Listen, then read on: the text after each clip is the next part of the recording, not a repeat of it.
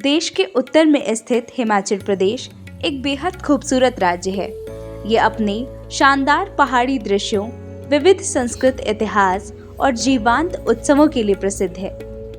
राज्य के कई मेले और त्योहार निवासियों और आगंतुकों को समान रूप से प्रिय है।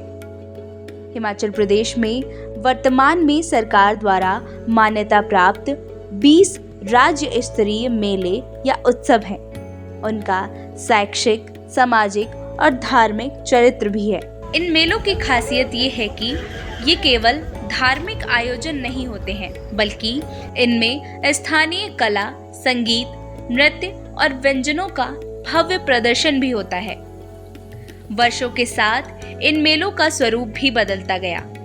जहां पहले ये केवल स्थानीय लोगों के लिए होते थे, अब ये पर्यटन का बहुत बड़ा केंद्र बन चुका है।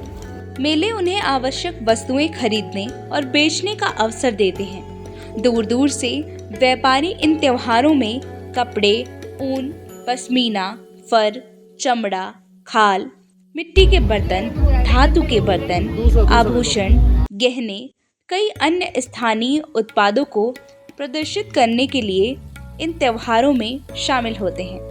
हिमाचल प्रदेश में ग्रामीण इलाकों में मेलों की सामाजिक जीवन में बहुत सकारात्मक भूमिका है, लेकिन जीवन के विभिन्न क्षेत्रों में लय बनाए रखने के लिए मेलों ने प्रमुख भूमिका निभा ली है और व्यापार, कृषि, मौसमी त्योहारों से जुड़े मेले आदि जैसे विविध आयाम प्राप्त कर लिए हैं। बड़ी संख्या में लोग इसमें भाग लेते हैं। शायद ही कोई ऐसा गांव हो जहां मेले ना लगते हों। प्रारंभ में ये मेले कृषि से जुड़े त्योहारों के रूप में मनाए जाते थे, जैसे बैसाखी, लोहड़ी और मकर संक्रांति, जहां किसान अपनी मेहनत का फल मनाने के लिए एकत्र होते थे। धीरे धीरे ये आयोजक धार्मिक और सांस्कृतिक मेलों के रूप में विकसित हुआ।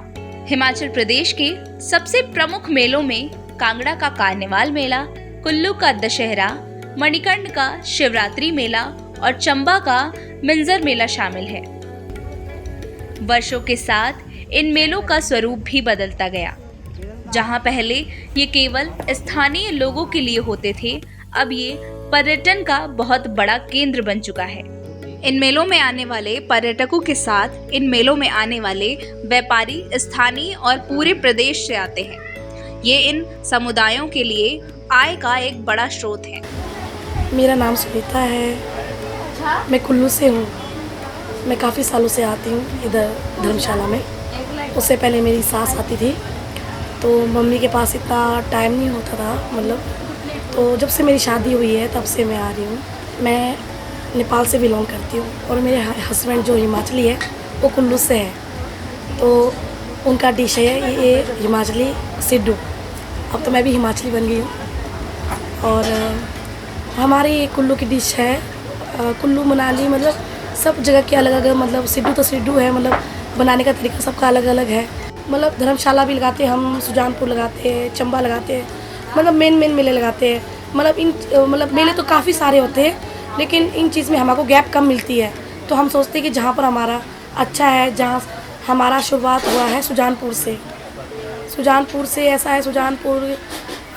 सुजानपुर में ऐसा स्पेस भी ज़्यादा है, वहाँ पर खाने पीने के लिए भी बढ़िया अच्छे से अरेंजमेंट हो जाती है, पानी की भी सुविधा बहुत अच्छी होती है। इन मेलों में देश भर से कारीगर आते हैं। ऐसे मेलों में कला और शिल्प के महत्व को समझते हुए हम न केवल सांस्कृतिक विरासत को संजोते हैं, बल्कि सामुदायिक एकता को भी बढ़ावा देते हैं। मैं 15 साल पहले से आता हूँ यहाँ पे।